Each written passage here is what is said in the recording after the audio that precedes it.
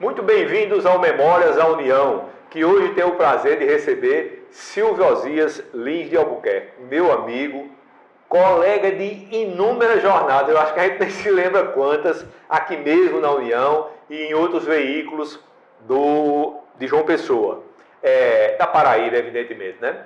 Silvio trabalhou muito tempo na União, eu tenho a impressão que a vida profissional dele começou aqui na União também. Foi inclusive editor da União e por aí vocês tiram quantas histórias ele tem para contar. Aqui nos bastidores ele já estava contando da morte de John Lennon, como foi que ele trabalhou o tema. E eu vou começar, Silvio, essa entrevista com nada que seja do outro mundo. É uma pergunta óbvia que eu faço a todos os que sentam nessa cadeira, que é a seguinte: como foi que você chegou à União? Como foi que você veio parar aqui? Como é que você descobriu que poderia trabalhar? O que foi que lhe encantou para trazê-lo para a União? Bom, Luiz Carlos, é uma alegria, eu quero começar dizendo assim, que é uma alegria estar aqui participando desse projeto, pelo significado que ele tem, do ponto de vista de preservação da memória e pela minha história com a União, né? Que não é pequena, né? Que não é pequena, né? Eu tive várias passagens em várias condições, em vários postos, né?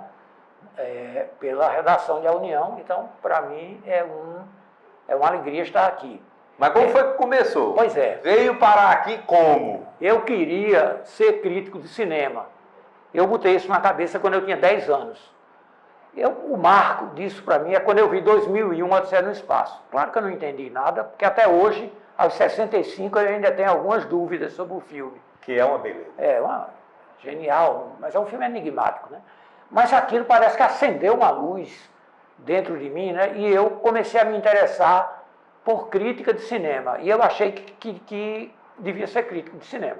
Botei isso na cabeça. E aí, eu com 10, aí 11, 12 anos, a cidade pequena, pouco muita influência do pai, né, que era ligado meu pai era um homem culto, com amigos, né, artistas, intelectuais, meus tios e tal. E aí eu comecei a frequentar alguns ambientes. Tem uma exibição na API, aí eu ia, né? Mas Silvio, com 10 anos já, velho. 11, 12, aí já um pouquinho depois, né? Mas muito novo, né? Foi uma coisa muito precoce. A cidade era pequena, não tinha violência que tem hoje, né? É verdade. Muito bem. E eu era um menino meio precoce, mas sem dúvida que era. E aí, eu ia de olho nos críticos de cinema, sabe? E aí um cara dizia, ô, Jurandir. Aí eu digo, Jurandir Moura é aquele ali. Aí outro dizia, Martinho. Martinho Moreira Franco é aquele ali.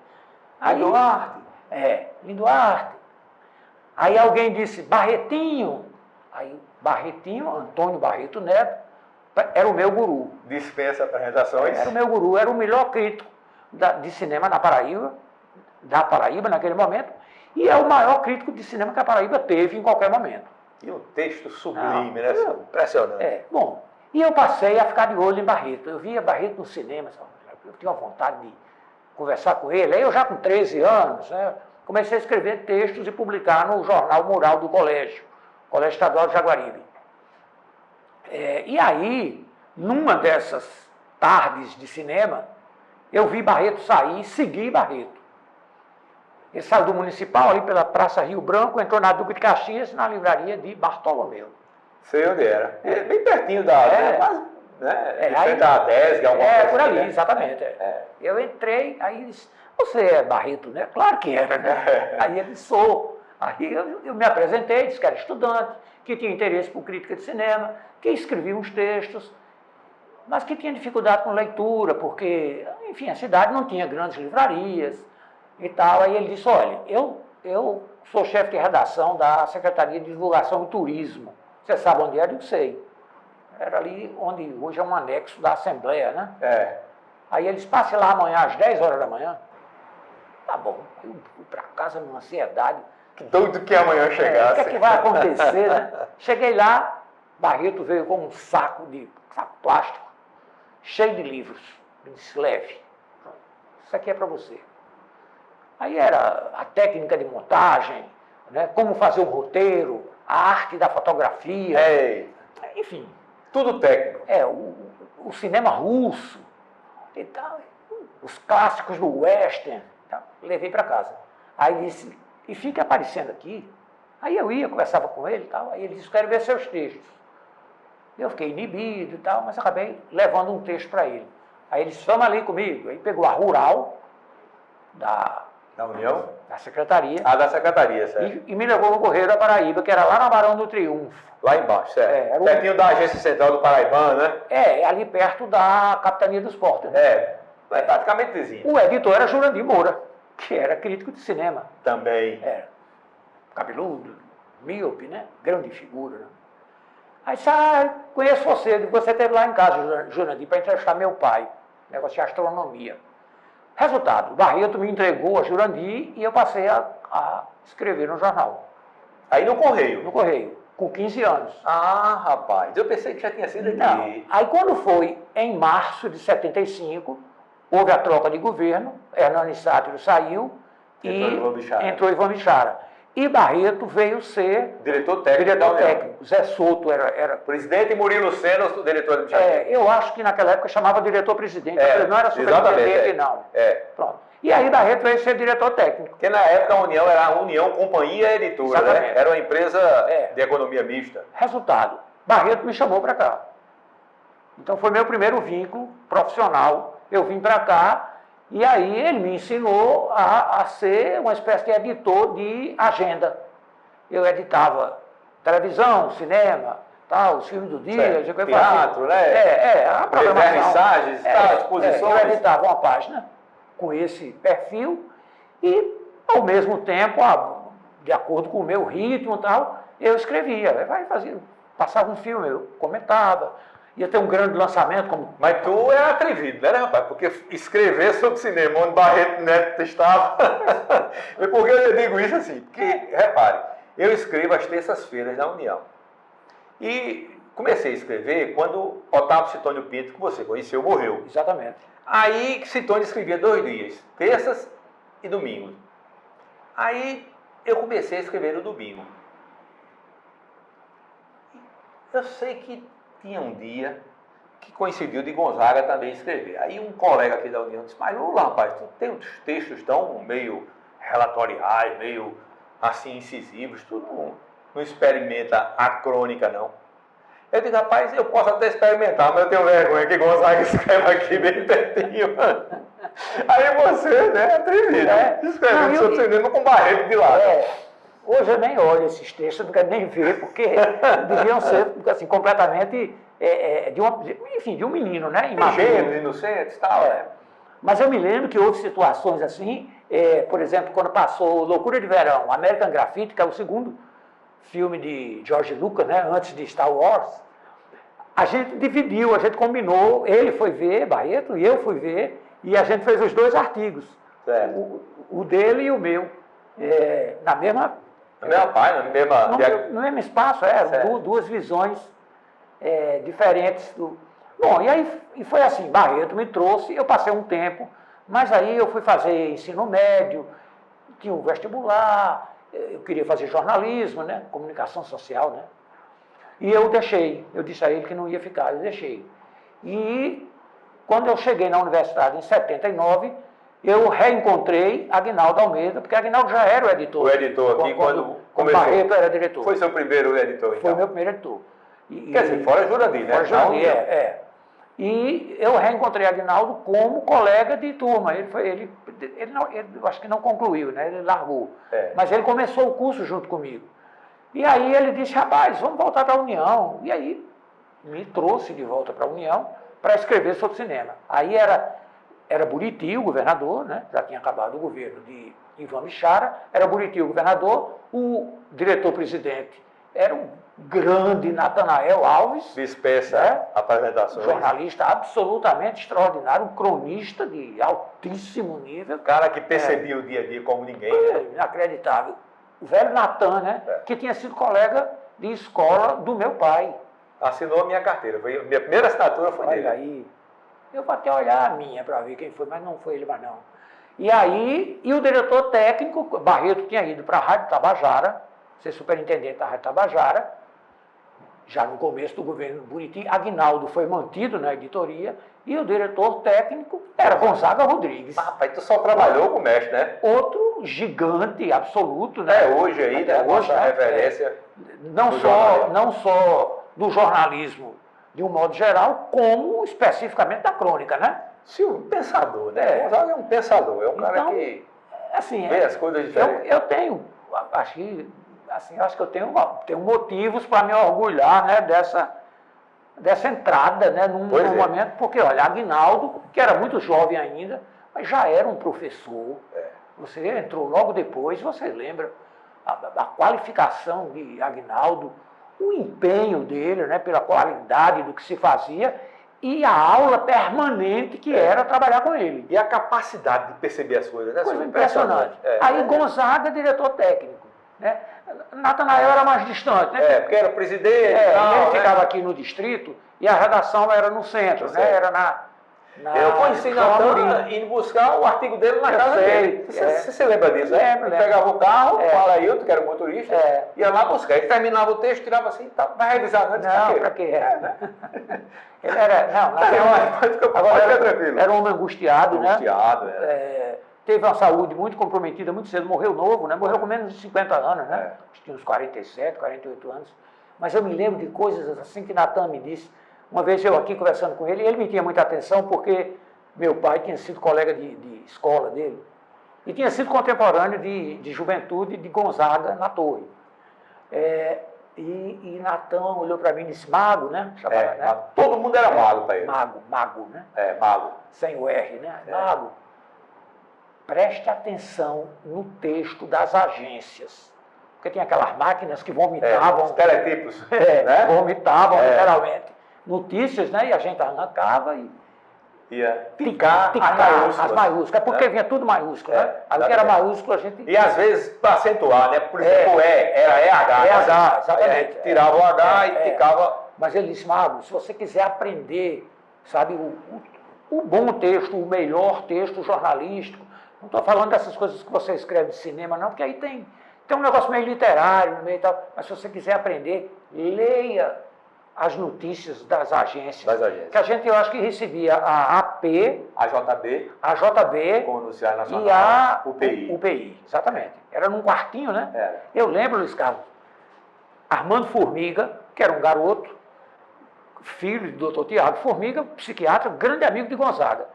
Aí, por causa de Gonzaga, Armando frequentava a redação querendo ser. Ele acabou entrando nesse ramo mais de publicidade. Né? Aí eu lembro que, assim, 8 horas da manhã, estou eu na redação da União, julho de 1980. Aí Armando, ele entrava e ia lá no quartinho para pegar as notícias. Aí lá vem ele com o papel na mão. Silvio, morreu Vinícius de Moraes. Eu lembro bem dessa cena. Grande Vinícius, né? Se eu não me engano, 7 de julho, a data eu não tenho muito na memória não, mas julho de 80 com certeza. Então assim, Natan me deu esse conselho, presta atenção na qualidade, porque era a notícia concisa, né? Bem contada. Crua, né? Perfeita, dessa vez não tinha... Sem exagero, sem adjetivos, sem... Desse jeito. É assim. Para ser assim, Tanto que eu gostava de editar, quando eu passei a ser... Aí fui copydesk, fui outras coisas. Então, quando editava a página, disse uma página internacional, uma página que tinha noticiário nacional, político, ou econômico, sei lá, isso já um pouquinho depois. Eu fazia muita questão porque eu lia os textos, eu ticava, né, das agências. E esse momento da união, aí no final dos anos 70, início dos anos 80, você veja, Gonzaga, Natan, Barretinho, Martinho, Aranha. Né? Aranha é brilhante, né? E o pessoal que entrou, não é porque eu esteja entre eles não, mas você veja, Fodinha, Frutuoso, Zé Carlos dos Anjos. Zé Carlos dos Anjos, você, Giza Veiga, Naná, né? Que efervescência, Lena né? Guimarães. Lena Guimarães, Tião Lucena, Chico Pinto, aquele povo todo. Você veja, rapaz, que fermentação, aquela redação. Não, era uma coisa impressionante, porque algumas dessas pessoas que você citou, por exemplo, Martinho não trabalhava lá. Martinho era um cara sempre ligado à parte de comunicação dos governos. Né? Mas frequentava. Tinha Gonzaga, né, que era um polo atrativo. E Gonzaga, quando deixou a direção técnica e foi ser secretário de comunicação, né, no lugar de Carlos Roberto de Oliveira,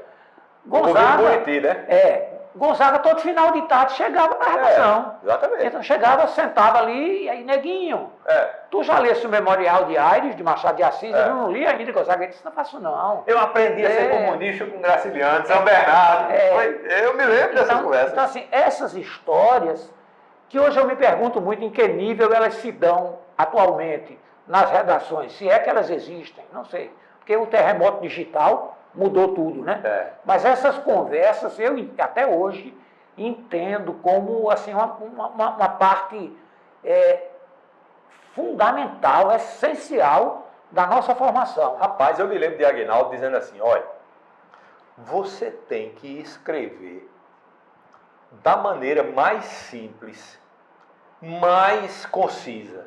Pronto, Graciliano Ramos.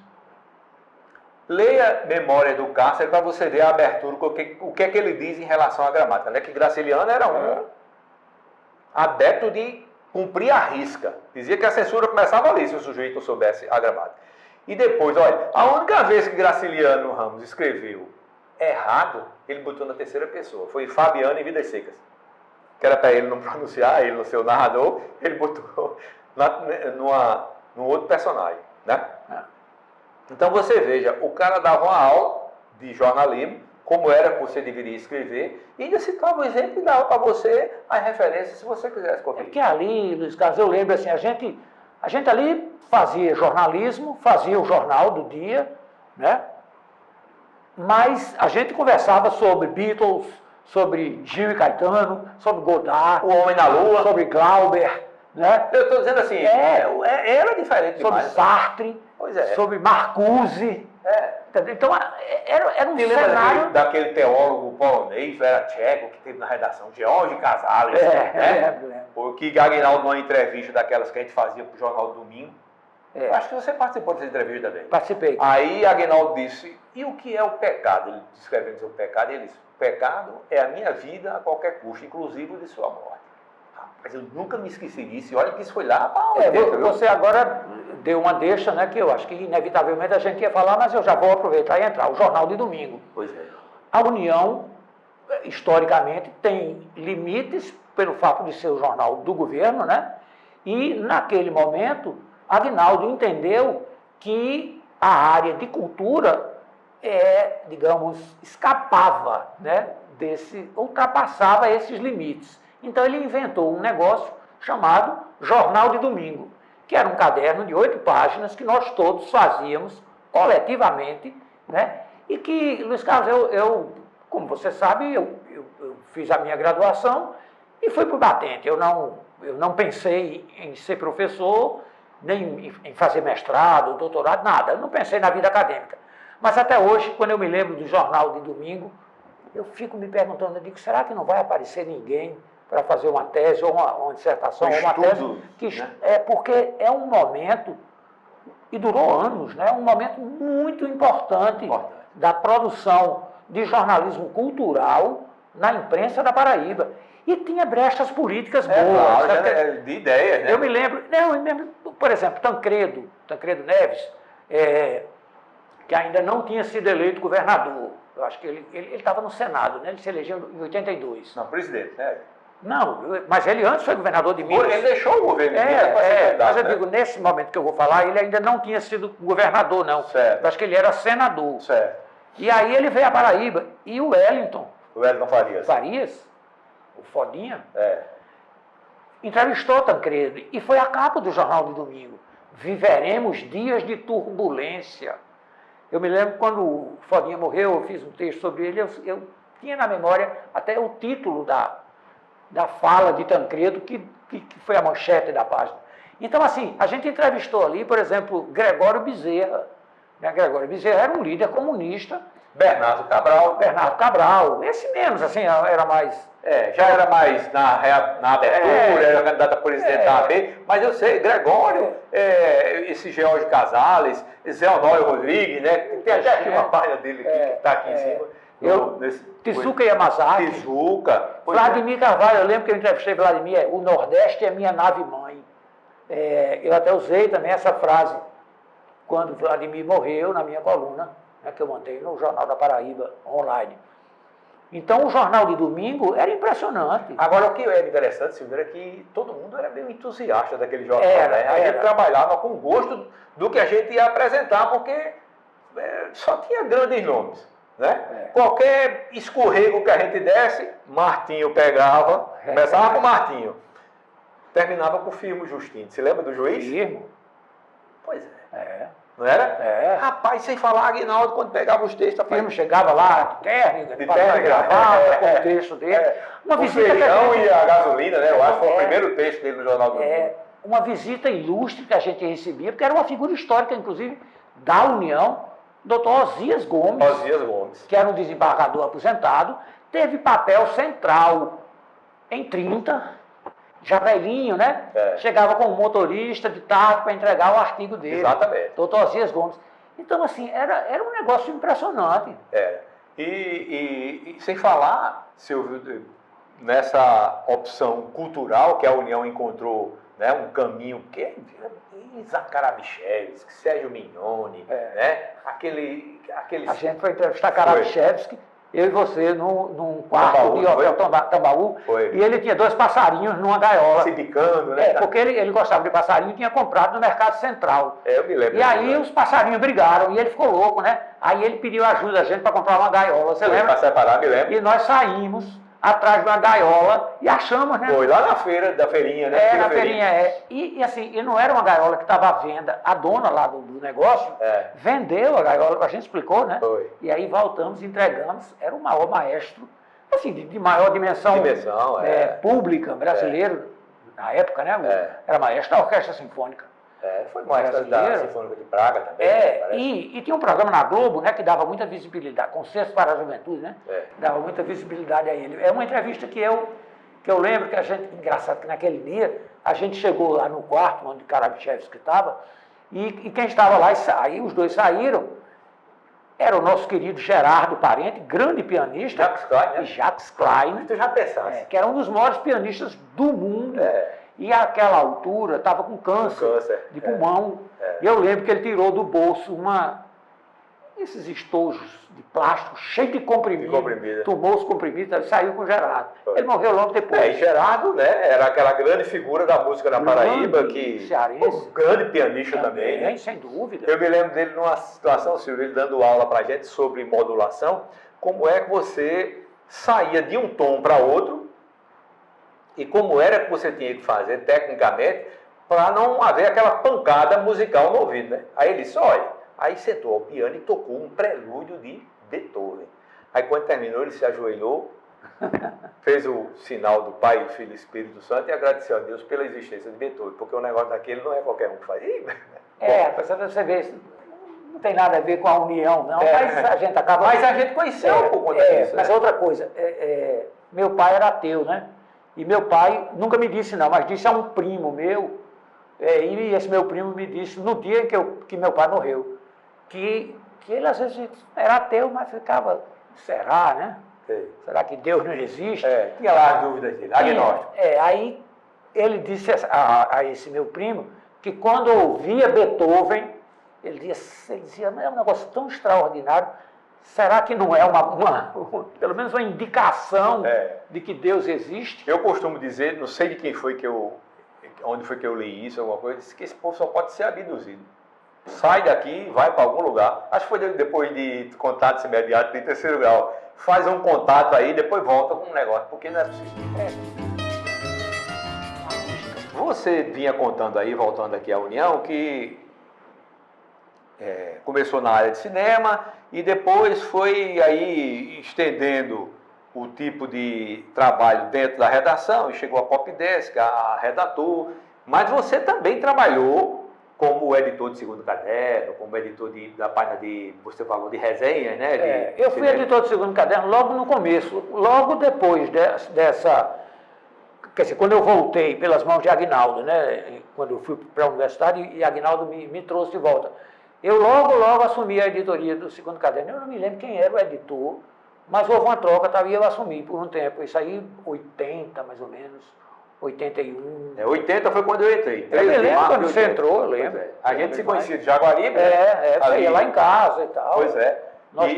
E também tinha o Elton Farias, com quem eu tinha estudado violão, né? Pois é, eu estudava, eu fazia ginásio no Colégio Estadual de Jaguaribe, e o Elton morava em frente da minha casa, ou da escola. A casa dele era em frente à escola. E eu via o Elton tocando violão. Ia lá, conversava com ele. É uma lembrança que ele não guardou muito, mas nunca me saiu da memória. Porque aí, anos depois, não muitos, eu o encontrei na redação. Né? Aliás, a história dele com a União é bonita também, Ele veio pela Rádio Tabajara. Ele disse que estava na Rádio Tabajara, Paulo Santos foi demitido, mas mandou um bilhete para Frutuoso, dizendo, joga uma pauta nas costas dele, para tu ver o que esse mago é capaz de fazer. Eu sei dessa história. Mas, Silvio, essa história de Wellington com a União, mas uma história de como a União foi escola, de como a União foi fundamental na vida de umas pessoas. Sim, aí o Wellington Farias veio, Frutuoso deu uma chance ao Wellington. E no começo os textos de Wellington maravilhosos. Aí Frutuoso disse, cara, tu é de onde? Aí ele disse, eu sou de Serraria. Isso é um dos melhores textos da imprensa paraibana. Obrigado. 2, 3 semanas depois, o texto, qualidade lá para baixo. Vem cá, Frutuoso de novo, né? Foi que houve. Tu começa escrevendo shows, rapaz, Gilvan de Brito, meu amigo, me ajuda lá na Rádio Tabajara e fazer os meus textos aqui para a União no começo. E agora sou eu que estou fazendo. Aí Frutuoso disse, não, mas vamos tocar, eu vou confiar em você. Eu sabia disso. Ele contou aqui o Wellington. Essa história. Diga aí. E Frutuoso também contou aqui. Gil de Brito, grande figura, né? Também foi amigo de infância do meu pai. Teve um tempo que ia muito lá em casa, conversar com meu pai. Eu ficava prestando atenção, gosto muito dele. Mas essa história... Pois é. O Wellington contou aqui. E Frutuoso também contou. Todos os dois já sentaram nessa cadeira aí. Frutuoso, né, teve esse período em que ele foi chefe de reportagem, né? Frutuoso tem um texto primoroso, né? Sempre teve, né? E ele também é um professor, né? Muita gente Dizem que era meio rígido, né? Dizem não, ele era. Ele disse aqui que era folclore. Não era nada. Ele era rígido, já era jogo duro. Eu tive a sorte de não passar por ele. Foi, né? Foi. Eu digo por isso, né? Porque eu nunca levei uma bronca dele, não. Mas ele era jogo duro. Mas ele era bom com aquele jogo duro dele. Ele ensinou muito, sabe? E tem uma coisa interessante. Um dia ele chegou para mim e disse, Silvio, tu fica escrevendo essas besteiras aí de crítica de cinema, que ele sabia que não era besteira. Tu não vai ganhar a vida com isso, não. Você precisa aprender as outras coisas do jornal. E ele nem sabe. Eu acho que talvez seja a primeira vez que eu estou dizendo isso publicamente, e espero que ele saiba. E foi uma lição para mim. Como a de Natan, de olhar o texto das agências, são coisas que você... Rapaz, esse cara está me dizendo um negócio que eu sou jovem o suficiente, né? E ele o Frutuoso já era um homem, era jovem, mas era um maduro. Eu estou com 65, acho que ele vai fazer 80. Né? Exatamente. Então, assim, eu era um menino de 20 anos. Quando ele tinha 35, ele estava com 77, tem mais ou menos 2 anos. Pois é. Então, ele tinha 35 anos, ele já era um cara experiente. No Correio, Luiz Carlos, eu conheci Aguinaldo, certo? Aguinaldo tinha 24 anos e era repórter político. Eu conheci Frutuoso, que trabalhava lá. Eu não me lembro se Frutuoso, nessa época, trabalhava na redação ou era repórter. Né? A Jurandir era o editor, né? Bosco Gaspar era o secretário de redação, certo? João Bosco Gaspar, com quem nós trabalhamos também na União. Depois ele foi para o Correio. Foi aí, já depois. Migrou para comercial e tal. E ele ficou doente, ele morreu cedo, né? Ele teve problemas renais, eu acho, né? João Bosco Gaspar. Me lembro demais. Pois é. Então, era um grupo, assim, muito... Você sabe que em 74, né, quando eu fui para o Correio, que foi quando eu conheci Aguinaldo, eu me identifiquei muito com ele porque ele gostava de coisas que eu gostava também. E aí, quando foi no dia 1º de abril de 75, a data está na minha memória, vai fazer 50 anos agora, eu conheci Gilberto Gil, de quem eu tenho orgulho de dizer que sou amigo. Perfeito. Né? Quer dizer, eu o tenho como amigo e ele me tem como amigo. Pois bem, Gil veio fazer um show no Teatro Santa Rosa. Aí fomos, foi a primeira coletiva que eu fui. Fomos eu, Galvão, Aguinaldo, Aranha, Francisco Ramalho Júnior, que eu soube que morreu há pouco, que era um cara de rádio, muito ligado em MPB. Talvez você não tenha conhecido, né? Não, vai ser. Chico Ramalho. E Walter Cartacho. Lembra dele? Me lembro. Que era irmão de Tarcísio Cartacho, aquele cara lá de Campina Grande, né? Campina Grande. Foi assessor do seu Zé Carlos. Sim, durante muito tempo, né? Exatamente. E aí, eu até lembro que Gil, na sala da diretoria do Teatro Santa Rosa. E eu me lembro que Walter Cartacho com um gravador, porque era para a rádio, né? Um gravador, aí na hora de fazer a pergunta, aí postou a voz, aí fez Gilberto Passos Gil Moreira. Aí fez lá a pergunta. Gil olhou para ele assim, achou estranho o tom. Mas eu estou dizendo isso porque foi a primeira coletiva que eu fui e eu não tive coragem de perguntar nada. Porque eu vi aqueles caras todos por Aranha. Aquele time todo ali, né? Aguinaldo, os caras com as perguntas e eu fiquei só olhando. E Gil, aquela maravilha, aquela fluência. Aí quando terminou, eu cheguei para ele assim, toquei nele e disse, Gil, como é o conjunto que te acompanha? A gente não usava banda, não, naquela época, era conjunto. Como é o conjunto que te acompanha? Aí ele disse, não, é um trio. Eu faço guitarra e violão, Chiquinho Azevedo na bateria e Moacir Albuquerque no baixo. É inspirado no Jimi Hendrix Experience, que era o trio de Jimi Hendrix, né? Que ele era fã de Hendrix. Bom. Eu contei isso para ele muitos anos depois. Aí ele olhou para mim, se riu e disse, quanta pretensão a minha de dizer que estava querendo fazer um trio como o de... E nem era pretensão. Era nada, que ele é outro gigante, né? Mas é porque Hendrix era aquela coisa da guitarra e tal, mas eu nunca esqueci. São histórias que podem parecer não jornalísticas, mas no fundo elas compõem a minha formação profissional, o caminho que eu trilhei. Eu me lembrei, eu vou perguntar depois, mas agora eu vou voltar ainda a Frutuoso. Eu trabalhava na União e o Norte precisou de um repórter político e me levaram para o Norte. Eu não me lembro nem quem foi que me levou para lá. Mas aí Frutuoso era o editor, você lembra que foi? Lembro, sim. E logo depois, isso foi em 82, 84, a Luiz Moura me chamou para trabalhar com ele no Momento. No Momento. Eu estava junto, porque nessa época eu estava na União. Eu sei. Aí eu tinha que sair do Norte, né? 85. Eu tinha que sair do Norte. Aí eu fui conversar com o Frutuoso, olha, fui convidado para um projeto assim e tal, e vou ter que deixar o jornal. Ele não disse nada, se levantou, aí foi para o gabinete de Marconi Góes. E eu lá, redigindo, o vereador Derivaldo Mendonça, você lembra dele? Claro. Eu estou cobrindo a Câmara. Aí Marconi Góes sentou no birô assim e disse, você gosta de carnaval? Eu disse, não. Não, faz diferença não. Eu disse, pois então aprenda uma marchinha, daqui não saio, daqui ninguém tira, para dizer que eu não ia sair do Norte. Mas não deu jeito não. Eu saí porque o projeto era muito maior, salário, recém-casado, aquelas coisas todas. Não, né? Mas olha, além de Gil, eu sei que você também tem uma grande amizade com Caetano Veloso, né? É verdade. E que me lembro que você fez uma entrevista com Caetano, que foi publicada aqui na União. Eu acho que nessa época você era editor da União. 2009. Publicou no Correio das Artes.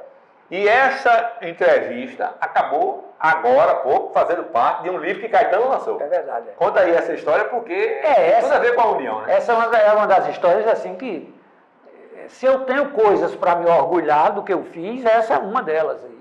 Não tem porque esconder isso, ou deixar de reconhecer isso. Eu tinha muita vontade. Eu li uma entrevista de Caetano sobre literatura na revista Cult, há muitos anos.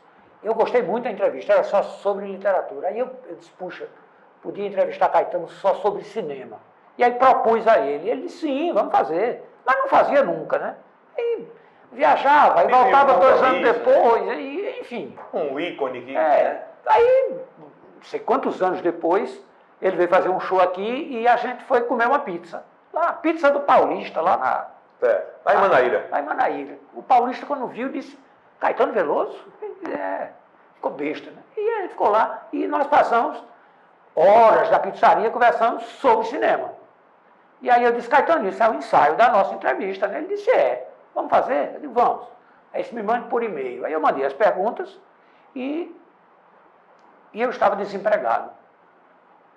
E preocupado, né? Porque, bom, minha mulher é professora e tal, hoje da UFPB, mas na época ela ensinava na rede privada.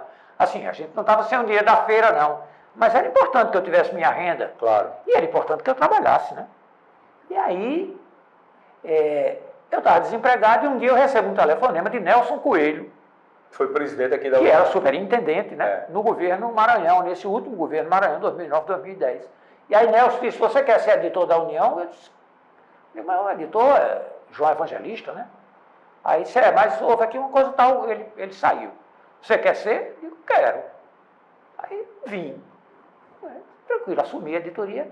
Aí assim, dias depois, eu estou no computador, aí entrei no meu e-mail, aí estava lá, Caetano Entrevista. Porque ele não tinha me respondido. Eu mandei as perguntas, mas silêncio total. Aí Caetano Entrevista. Aí quando eu abro, aquele catatal, né? Uma entrevista gigantesca.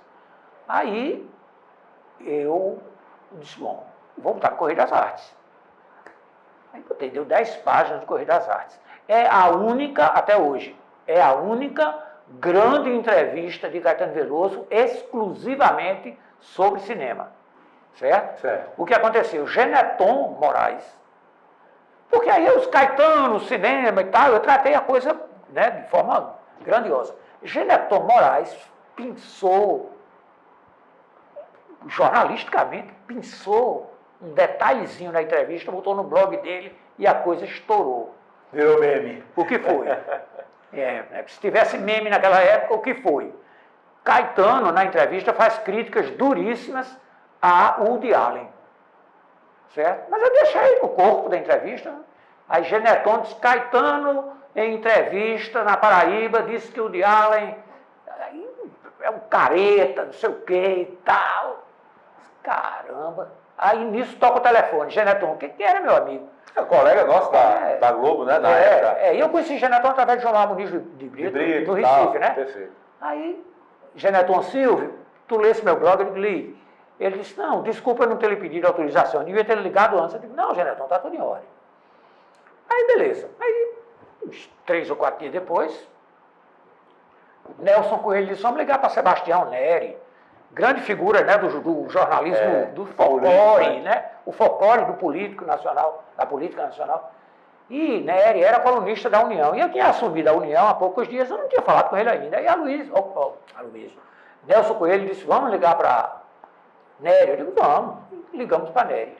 Neri e tal, pô, prazer falar com você, ele acompanha desde sempre. Aí ele disse, parabéns, viu? Aí eu, parabéns por quê? Eu disse, bom, hoje não é meu aniversário, né? Aí ele disse, você não leu o Globo ainda não? Eu disse, não. Ele disse, a sua entrevista com o Caetano Veloso é capa do 2º caderno do Globo. Eu disse, que história é essa? Ele disse, repercussão total da coluna de Geneton no 2º caderno do Globo. Bloch, como era o nome de Bloch? Eu sei que ele era um desses blocos. Ele era editor do 2º caderno do Globo e ele repercutiu junto à comunidade do audiovisual o que Geneton botou na coluna dele. E pensou de sua... E dando crédito. Então, a entrevista a Silvio Josias, do Correio da Paraíba, do jornal Correio das Artes, de João Pessoa e tal. E aí os cineastas, uns batem em Caetano, outros dizem que ele está certo, outros acabam com o Woody Allen, outros dizem que o Woody Allen é um gênio. Maior repercussão. Muito bem. Isso passou, isso foi em 2009. Né? Agora, 2 anos atrás, menos que isso, estou em casa, toco o telefone. Cara, Silvio, meu nome é Matheus. Eu sou editor, sou um dos editores da Companhia das Letras. Tudo bom? Eu digo tudo. Ele disse, não, a gente sabe que você fez uma grande entrevista com Caetano sobre cinema e Caetano vai lançar um livro com os textos que ele, ao longo da vida, escreveu sobre cinema, que ele quis ser crítico, né? No começo, antes de ser compositor até, e nós queríamos incluir a sua entrevista no livro. Primeiro a gente precisa da entrevista, que a gente não tem. Depois a gente precisa da sua autorização. Aí, é claro que eu dei, né? Aí eu disse, mas você soube como? Aí ele disse, não, Caetano fez um artigo que ele cita a entrevista. Eu não conheço, então vou lhe mandar. Ele mandou. Aí tinha um artigo de Caetano citando a entrevista, né? Aí pronto, aí eu mandei a entrevista, o cara foi muito gentil comigo e tal. Mas eu passei assim 6 meses numa ansiedade. Esperando a notícia. É porque eu disse, bom, será que eles vão usar? Será que eles vão só pensar umas coisas? Que danado esses caras vão fazer? Trechos, né? E eu não posso ficar, né, enchendo o cara. O cara é um dos editores da Companhia das Letras, uma grande editora, talvez a maior editora do país, um livro de Caetano Veloso. Eu digo, pô, esperar, né? Tem que esperar. Aí lá um dia, muitos meses depois, eu botei no chute, eu fui na pré-venda da Amazon, aí estava lá, Caetano Veloso, Cine Sumaré, é o nome do livro, que é o nome de um dos cinemas da cidade de Caetano, Santa Amaro, né, quando ele era adolescente. Caramba, Cine Sumaré. Aí eu liguei para o cara, Matheus, quero ficar ali me apurrinhando não, mas ele disse, não, beleza, o livro, mande seu endereço, o livro vai ser lançado tal dia, isso foi em maio do ano passado, vai ser lançado tal dia, e mande seu endereço, porque assim que estiver pronto eu mando para você. Mas assim que estiver pronto eu vou printar as páginas para você ver. Lhe digo desde já que entrou completa a entrevista, na íntegra, a gente não mexeu em nada, e ocupa 18 páginas do livro. Puxa vida. Então, para mim, Luiz Carlos, foi um presente, né? Porque é uma coisa que, enfim, que tem tudo a ver com a escolha que eu fiz, a escolha profissional de ser jornalista, né? Você vê, tudo coincidindo com a União, né? Porque estava na União, pois como ele foi no Correio das Artes, que é o suplemento literário da União, por onde passaram Barreto Neto, Jurandir, né? E tantos outros aí, né? A outra história que tem a ver com o livro, e que eu não posso deixar de mencionar, é que quando Barreto era vivo, várias vezes eu o abordei sobre a possibilidade de a gente fazer um livro com as críticas dele. E ele era muito resistente a essa ideia, né? Barreto era um cara muito simples, né? Não, bobagem, isso besteira, canhão, isso não vale nada não. Tá bom. Bom, Barreto morreu muito cedo, né? Morreu com 62 anos, no ano 2000. Em 2009, 2010, eu, editor da União, nesse mesmo período da entrevista de Caetano, eu disse, caramba, a União edita livro, tem aí a editora, tem o arquivo do jornal com as críticas de Barreto. Fui a Nelson Coelho e disse, Nelson, eu quero fazer um livro. Aí ele disse, qual é a ideia? Eu disse, essa, eles façam. E aí, todos os dias, eu chegava aqui 9 horas da manhã, saía 10 da noite, né? Almoçava, tinha no restaurante? Restaurante ali, almoçava, jantava. E aí, eu tinha uma secretária, que de manhã botava umas luvas e uma máscara, ia para o arquivo, e aí eu disse o período, né? Ela botava um pedacinho de papel em cada página onde havia críticas de Barreto.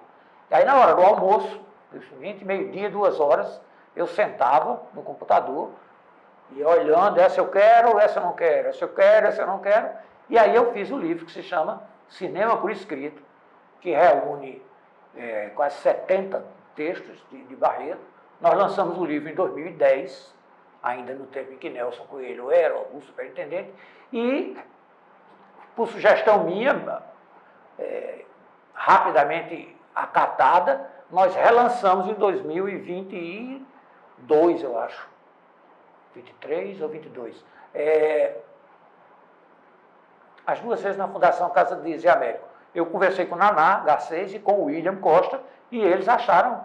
Por quê? Porque eu tinha ainda uma quantidade de exemplares em casa, e foi uma maneira de repor, né, esse conteúdo no mercado. Agora, Silvio, tu deve ter tido muito trabalho, porque selecionar um texto que entra aí e tirar um, porque é muito atual, né, rapaz? Loucura, Eu li o livro, né? É perfeito, né? Rapaz. E atual. Mas o que eu quero dizer é mais do que isso, é assim, como o Barreto simples, sem complicar, sem inventar, só sendo fiel ao bom texto e à interpretação clara dos fatos, se antecipava. Porque você veja, Barreto tratou de temas naquela época que hoje estão no dia a dia da sociologia, do jornalismo, da política.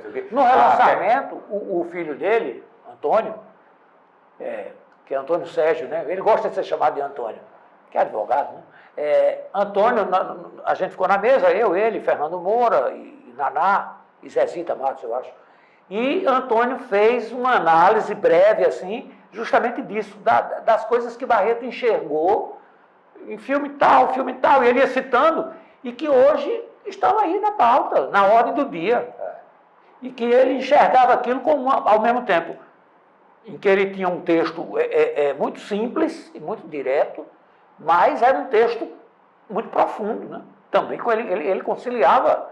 Porque ele conhecia, né, Silvio? Ele conhecia, era impressionante. Ele era um leitor ávido. Eu me lembro, Barreto, teve uma época que Barreto voltou a ser editor da União, acho que Madruguinha era o secretário de comunicação, Soares Madruga. Sim. E eu fazia a primeira página com ele também. Eu também fiz um tempo. Eu sei. Um tempo que aquela história que a gente estava conversando antes de gravar, no momento da morte de Tancredo. Pronto. Aí ele chegava e trazia uns livros, né? Que ele gostava de trazer uns livros para a gente, de indicar a leitura, e depois conversava com a gente. E outra coisa, extremamente bem-humorado, né? Ele era um piadista, né? Contava histórias ótimas, né? Tomava conta da Todo mundo ria. né? Aquela coisa toda e tal. Eu achava engraçado demais o jeito que é o que eu sinto falta, sabe, dos caras. Eu tenho a impressão de que as redações de hoje são mais sisudas, né? Talvez porque são muito mais silenciosas também. Pode ser. O computador. Porque Barreto chegava, contava uma história, uma anedota de um cara que no cinema, em Patos, reagiu a uma opereta, certo? Então o cara sentou na eu não vou fazer aqui porque eu não sei fazer. Ele fazia com perfeição. E aí aqueles caras cantando, o filme todo cantado, né? Em tom de ópera, né? Lírico. E aí o cara aborreceu-se, né? Diz que o cara começou a reclamar, olhava para trás, resmungava, tal, e afinal o cara levantou, botou um chapéu e saiu cantando, imitando os cantores de ópera e dizendo, eu não vou mais ficar aqui não, que eu não vou perder meu tempo vendo uma porcaria dessa. Então assim, ele contava isso com uma graça, um humor, um talento e tal. Silvio, quando ele contava aquelas histórias de que tinha um colega da Secom, parece que era motorista, que ia para o cinema para prestar atenção em cenas que ele pudesse da plateia interagir com o protagonista. Eu me lembro de James Bond, né? Que deixa a mala, aí abre quando pega na maçaneta para abrir a porta, ele interfere da plateia. James, aí ele olha a bolsa, aí James Bond volta, pega a bolsa. Então Barreto, rapaz, era essa figura, né? Assim, você sabe que eu tive várias vezes essa alegria, eu me lembro até hoje, de ir ao cinema com Barreto, sessão de 2h30 da tarde. Eu me lembro, 5 segundos de perigo. Eu nunca sei se são 5 ou 10, sempre troco. É um filme de Sam Peckinpah, filme de rodeio, com o Steve McQueen. E eu fui com ele, eu achava o máximo, mas eu era um menino. Aí eu no cinema com o Antônio Barreto, né? Eu sentava ali junto com ele. Aí quando ele saía do cinema, a gente saía, ele ia para a redação da Secretaria de Divulgação e Turismo, botava o papel na máquina e escrevia naquele momento a crítica do filme que ele tinha visto. O calor da história. Lê aí. Entendeu? Como Natanael também não precisava de revisão não, né? Era perfeito, rapaz, aquilo para mim, Luiz Carlos, era uma aula, entendeu? Era uma aula que eu não ia ter em outro lugar, não. Nem no curso de comunicação a gente teve, né? O pessoal preocupado com teoria e coisa. Porque era jornalismo puro, né? Feito com um domínio, né? Absoluto, né? Raro. E outra coisa que era característica de Barreto é que Barreto não se restringia apenas à crítica de cinema. Não, ele fazia tudo. Ele foi editor, ele foi correspondente do Estadão. Né? Eu lembro dessas coisas. Não, ele fazia qualquer coisa. O que tivesse. Outro cara que me impressionou, numa outra perspectiva, claro, mas que me impressionou muito por conta dessa capacidade de atuar em várias áreas, em várias editorias e tal, foi Aranha. Porque a Aranha está muito associada à cultura e à vida cultural da cidade, Tanto que morreu agora há pouco, era membro da Academia de Letras e tudo mais. Fazia música, né? Mas Aranha era um cara que tinha uma versatilidade impressionante. E outra coisa impressionante em Aranha era a velocidade, né? Ele redigia, ele editava uma página tal, com um domínio daquilo e com uma velocidade. E ainda tinha outra coisa, ele datilografava conversando, né? Ele estava ali datilografando o texto e... Não, porque não sei o que, conversando. Você de lado. Viu o bicho? Bicho, né?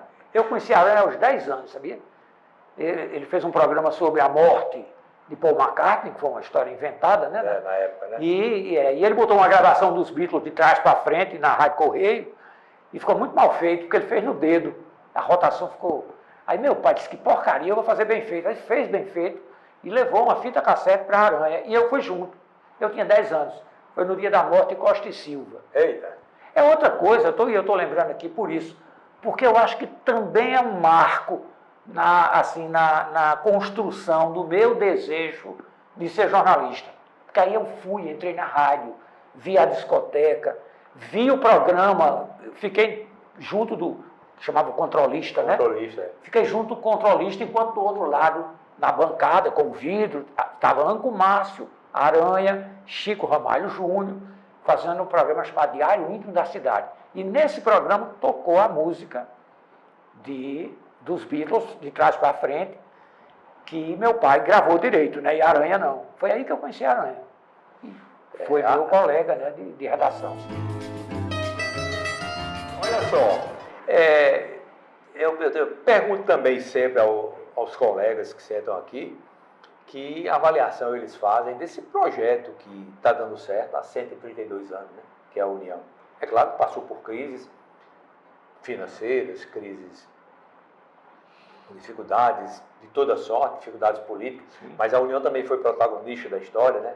A União também é um grande divulgador da história.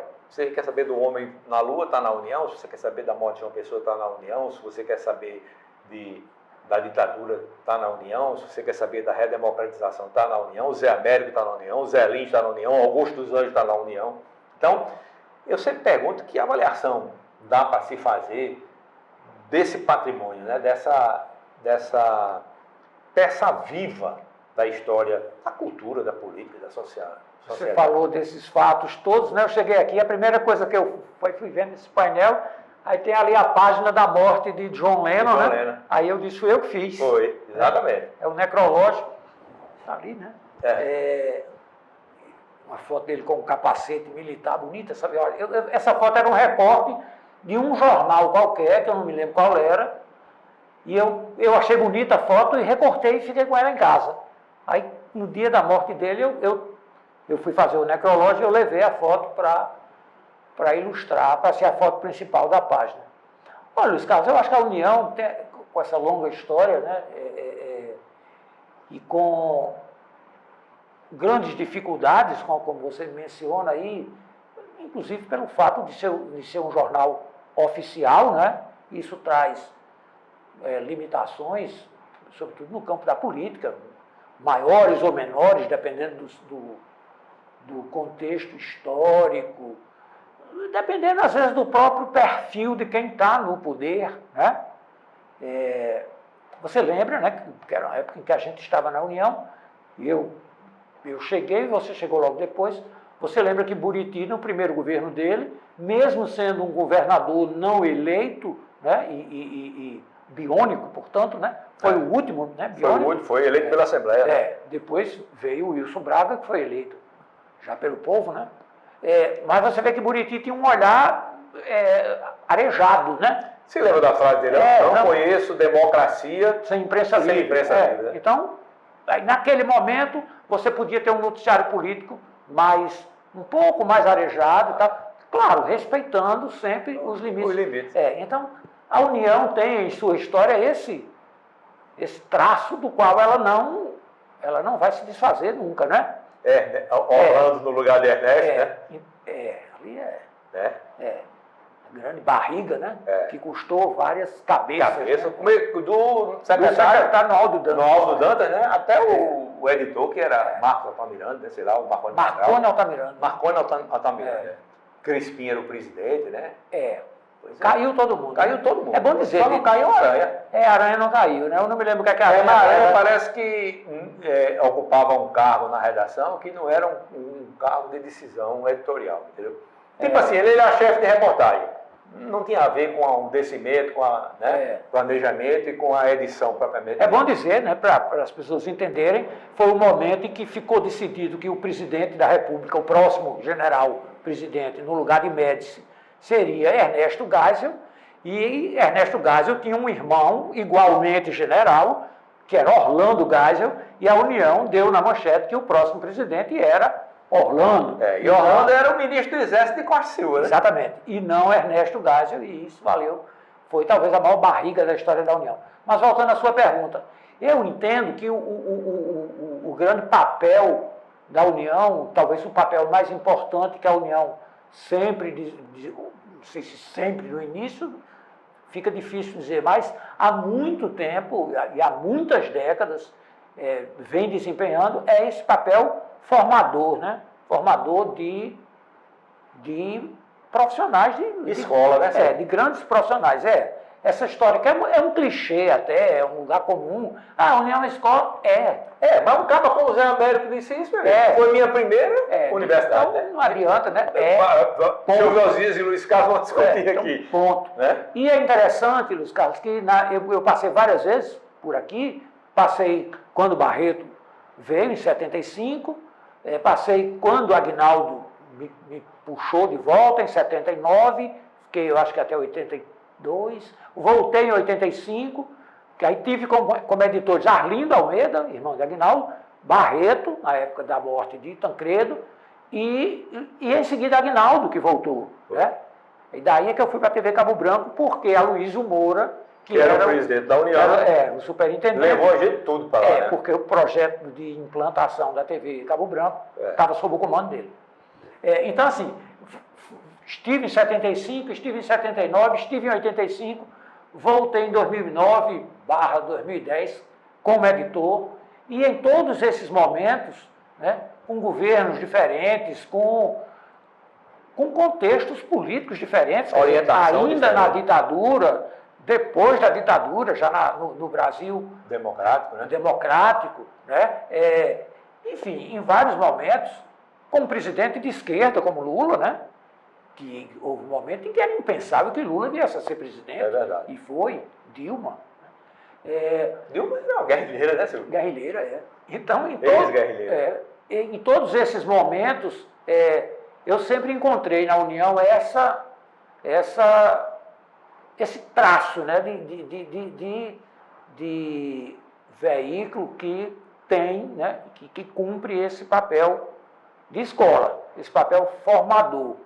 E até hoje é o que mais chama a minha atenção e é o que mais me impressiona, né, na própria resistência da União ao passar do tempo, as modernizações todas, você veja que ao terremoto digital. Pois é isso que eu ia dizer. Você veja que mesmo com a tecnologia da internet e das redes sociais, enfim, a forma de fazer jornalismo que hoje nas redes é um pouco diferente, porque você não tem muita preocupação com aqueles princípios que são basilares para o jornalismo, né? Que você fareja, apura, transforma aquilo num texto, se for necessário, todas as versões que tem a respeito daquilo. Você veja, a União continua exigindo isso. Que são características, essas coisas todas aí são características do bom jornalismo. É o cânone, né? Você não inventa isso. Você pode até ignorar, como você vê que nas redes sociais, às vezes, bota uma notícia aqui, 5 minutos depois tem uma tal de atualização. Aí o caba desdiz o que disse, porque não apurou corretamente. Quantas vezes a gente já viu isso? Envolvendo de tragédias, mortes, número de mortes, a mentira. E, infelizmente, né, Luiz Carlos, essa que eu fico chamando de terremoto digital, mas essa coisa das redes sociais e tudo, do acesso que todo mundo passou a ter, né? Tirou uma foto, da possibilidade que todo mundo passou a ter de ser repórter. De dar uma notícia, né? Isso acabou mexendo com o próprio comportamento das redações, né? Então, essa responsabilidade com a informação correta, com o formato, né, correto e tal, isso diminuiu, né? Porque você vê até os grandes veículos cometer erros que não poderiam ser cometidos, né? É verdade. Porque aí logo em seguida atualizam. Em atualização. Em atualização, Claro que às vezes o em atualização é porque é um fato que acabou de acontecer e ainda está em processo de apuração. Eu me lembro, Silvio, de situações em que a gente não tinha outra versão, então não publica. Né? Não publica. É verdade. Né? E aqui não, hoje, né, o cara publica e depois... Hoje você vê... Mário Sérgio Conte, né, entrevistou um sósia de Luiz Felipe Scolari, mandou para o Globo, saiu, daqui a pouco descobriu que era o sósia do Belo Horizonte. no avião, né? No avião, e desmentiu. Né? Uma coisa impressionante. E um grande jornalista, né? Conte é um cara de uma... Só o Notícias do Planalto, né? Ele hoje eu gosto, apesar de vê-lo, ele é entrevistador ele tem um programa de entrevista na Globo News, né? Uma vez na semana. Muito bom. Mas, Silvio, eu geralmente sempre pergunto também no encerramento da conversa, que a gente está caminhando para isso, se tem algum outro fato aí que, sei lá, você gostaria de registrar e que a gente passou batido, porque a gente conversou tanto para fazer essa entrevista, né, que eu acho que a gente abordou mais ou menos o que tinha que abordar, né? Mas às vezes falta alguma coisa, você queria dar uma impressão, fazer por exemplo, uma leitura mais estritamente pessoal, mas eu acho que durante toda a entrevista você deixou isso claro, da importância da união na formação, não sei, de repente fica aí à vontade para, como dizia Jô Soares, com todas as... guardadas todas as informações para as suas considerações finais. Porque são tantas histórias, né, Luiz Carlos? Eu tive passagens, várias passagens aqui pela União e em cada uma dessas passagens, de cada uma eu tenho a lembrança de grandes fatos, né? Por exemplo, eu lembro da noite em que nós ficamos esperando para saber se o presidente ia ser Jimmy Carter, reeleito, ou Ronald Reagan, eleito. E deu Reagan, né? E aí Aguinaldo escolheu a foto de Reagan em cima de um cavalo, porque Reagan tinha sido ator. Um ator de canastrão, de terceira. Tinha sido, né? Recentemente eu assisti um filme que... Tirando da Fronteira, né? Militar lá e tal. Bom, então assim, essas coisas que a gente lembra, ou o dia que eu estava em casa, no sábado de manhã cedo, e a Aranha me ligou e disse, bicho, Glauber morreu. E aí eu corri para o jornal, Glauber tinha chegado de Sintra, né, em Portugal, doente, tinha se hospitalizado e morreu de repente, era um processo infeccioso, que é uma sepse, né? E, então assim, é difícil, sabe, quando você me pede considerações finais. Se for alguma coisa que você pensou que poderia ter sido tratado na entrevista e a gente não conversou, né? Eu acho que eu nem vou saber, porque foi tanta coisa, né? Não, mas por exemplo, recentemente você escreveu sobre Carlos Aranha. Pois o ano passado eu estava em casa e Naná me ligou me pedindo um perfil de Aranha para um desses projetos editoriais da União, né? Da editora, inclusive. Que é um projeto de caráter literário, né, de perfis, e que ela queria fazer um perfil de Aranha. A Aranha estava vivo. Processo de senilidade avançado numa clínica de idosos, e ela queria que a Aranha fosse um dos personagens desse volume que a União ia lançar. E ela disse que achou que eu era a pessoa mais indicada. E eu digo, Naná, eu faço. Agora sim, eu vou fazer um negócio muito pessoal. E eu queria dizer que se você não gostasse, que você ficasse inteiramente à vontade para não publicar. Sem ressentimento nenhum. Porque ao mesmo tempo eu vou lhe pedir uma coisa, não mexam. Se ficar bom, publique. Se não, deixa do jeito que deixar, beleza. Mas publicou, então eu imagino que deve ter dado certo, né? E foi. Ela me disse que gostou muito. Eu depois fui ler. Naquele negócio, na hora você escreve, a gente tem sempre a autocrítica, né? É. Mas será que eu posso dizer isso? Será que não faltou aquilo? Mas depois, quando eu li no livro, primeiro eu achei o livro bem editado, bonito, né? Então isso é legal, né? E quando eu fui ler, eu achei bacana, achei que construiu uma linha do tempo, né, da vida de Aranha interessante, tocando em coisas muito pessoais, que tem muito a ver com a minha relação com ele, né? E acho que foi legal. Eu tentei trazê-lo para cá, Silvio, mas já foi no início do processo de senilidade, às vezes tinha dia que ele estava bem lógico, tinha dia que ele estava confuso. Né? E cheguei a conversar com ele várias vezes, ele chegou a marcar, aí um dia tinha que ir para o dentista, um dia estava sem conseguir falar com o táxi que atendia ele, não sei o quê. Rapaz, eu vou lhe buscar, eu passo aí, lhe pego e tal. Mas aí eu sei que ele terminou não dando. Né? Mas essa instabilidade de Aranha... Permeou a vida toda, né? A vida toda. Era uma Eu lembro aqui na União, se descer das colunas de Caderno 2, que a gente prepara pela manhã, de 11 horas da noite. É interessante, isso era paradoxal nele, né? Porque ao mesmo tempo em que ele era um jornalista extraordinário, um talento absurdo, né? Mas ele era indisciplinado, né? Completamente. Porque ele era um transgressor, né? Ele, por natureza, era um transgressor, né? Então isso se refletia no trabalho dele, né? Última pergunta, só para não tomar mais seu tempo. Você ainda acredita na plataforma impressa? Como é que você vê aí o futuro com esse terremoto digital ao qual você se referiu? Luiz Carlos, eu sinceramente, eu não tenho convicção, sabe? Apesar do livro estar voltando, né? Você viu que tem algumas escolas, inclusive, que estão proibindo o uso de celular. Porque você veja hoje, por exemplo, o único jornal impresso daqui é a União. É a União. Né? Foi o primeiro? Pois é o único, né? Você vê esses grandes jornais do Rio, de São Paulo, né? A gente hoje não lê mais no papel, né? A gente lê na internet, né? Eu leio todos os dias a Folha, o Globo e o Estado. E lia que era o meu predileto, né? Mas aí era no papel o velho JB, né? O velho JB. Foi de todos nós, né? Foi, Mas, então, eu sinceramente, eu não tenho convicção, sabe? Eu não tenho, assim, uma posição formada sobre o futuro dessas coisas, não, porque está tudo tão veloz, né? Por exemplo, livro, eu não gosto de ler livro na tela. Dispositivos digitais. Não só não gosto, eu não leio. Eu leio livro, eu tenho um livro de papel, eu tenho um monte de livro em casa, eu tenho uma pequena biblioteca, livros que eu consulto, livros novos que eu compro para ler, livros antigos que eu gosto de ter, porque de repente, eu li esse livro quando era criança, né? Eu vou, sei lá, Júlio Verne, um dia desse eu estava 20 mil léguas submarinas, essas coisas. Eu vi o filme recentemente. Eu também revi. Eu também revi. Então, mas eu não sei, vai ficar meio sem resposta.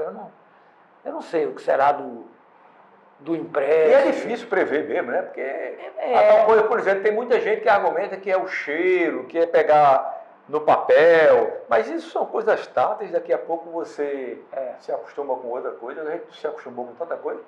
Né? Os livros são objetos de amor tátil, é Caetano Veloso isso, né? Que tem essa... Disco, né? Eu não tenho vinil, né? Tem aí uma onda, todo mundo comprando vinil, eu não tenho vinil. Mas eu tenho 4.000 CDs. Então, eu não ouço música no streaming. Eu não gosto de ouvir. Eu pego o meu CD e olho no encarte, cheiro quando é novinho, né? Tem um cheiro bom, né? E boto lá e tal. Então, eu não me desapeguei, né, do formato da coisa física, analógica, presencial, né? Embora seja um disco digital, né? Mas eu digo que você vai de pegar, do tátil. Né? Então, tem ali um momento em que você tira o disco da discoteca, abre, tira tira o disco propriamente dito, bota num equipamento, que vai fazer a leitura digital aí, está na melhor qualidade, mas Aí você pega o encarte, às vezes é um encarte mais generoso, tem as letras, informações, tem um texto, né, do artista sobre, enfim, eu não me desprendi disso não, eu tenho meus discos, gosto de arrumar. Mas você sabe que também já é uma raridade, né? Nem poucas pessoas. Eu sei que é. Às vezes alguém vai lá em casa e diz, puxa, que coisa, não sei, tem isso tudo. Tem. Tá aí. E por favor, não pegue não, né? Pegue não. Silvio, muito obrigado pela sua participação aqui no Memória. Espero ter correspondido. Rapaz, muitas histórias bacanas. E a você que nos dá o crédito da audiência também, o nosso muito obrigado. Eu que agradeço.